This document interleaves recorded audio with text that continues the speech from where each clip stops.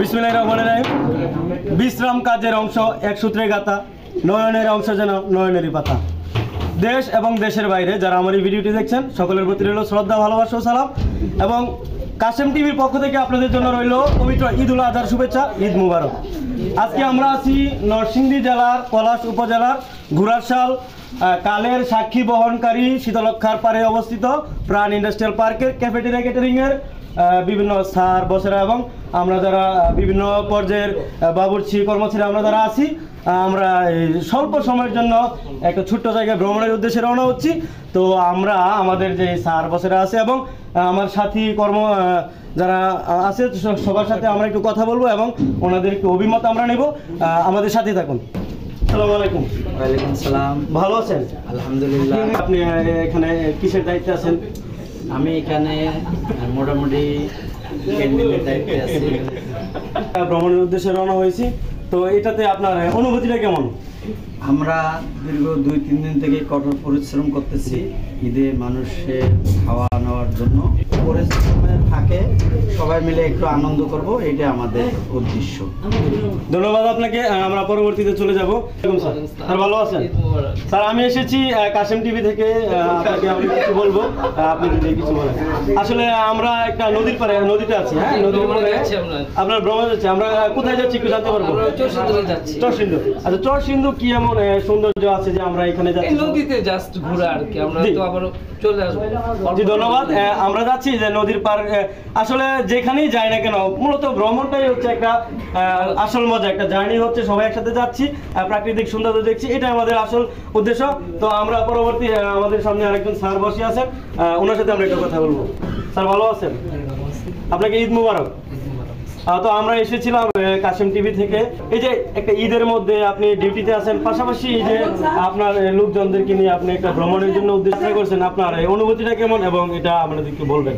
অনুভূতি দেখা গেছে আমরা এখানে যারা কাজ করি তারা সত্যি ঈদের যে অনুষ্ঠানটা আছে এই অনুষ্ঠানটা উপভোগ বাসায় করতে পারি না, যেই কারণে আমাদের বস খুশি হয়ে আমাদের বিকেলবেলা অল্প একটু সময়ের জন্য আমাদের বিনোদনের উদ্দেশ্যে আমাদের ব্যবস্থা গ্রহণ করেছে। সেই জন্য আমাদের সবার পক্ষ থেকে আমাদের বসকে আন্তরিক ধন্যবাদ। আসতে পারি। ধন্যবাদ খুব সুন্দরভাবে বর্ণনা দেওয়ার জন্য। তো আমরা চলে যাচ্ছি পরবর্তী, আমাদের একজন ভাই লাল ড্রেস পরে বসে আছেন ফায়ারের। আসসালামু আলাইকুম ভাই। আপনাকে দেখে আসলে অনেক কৌতূহলী মনে হচ্ছে। তো আপনি যদি আপনাকে বলি, আপনি এখানে কিসের দায়িত্বে আছেন? এখানে আমি ক্যান্টিনের বাবুর্চি দায়িত্বে আছি। তো আপনি এই যে একটা ভ্রমণের উদ্দেশ্যে আমরা রওনা হচ্ছি, আমিও যাচ্ছি আপনাদের সাথে, কাশেম টিভি আপনাদের সাথে সব সময় আছে।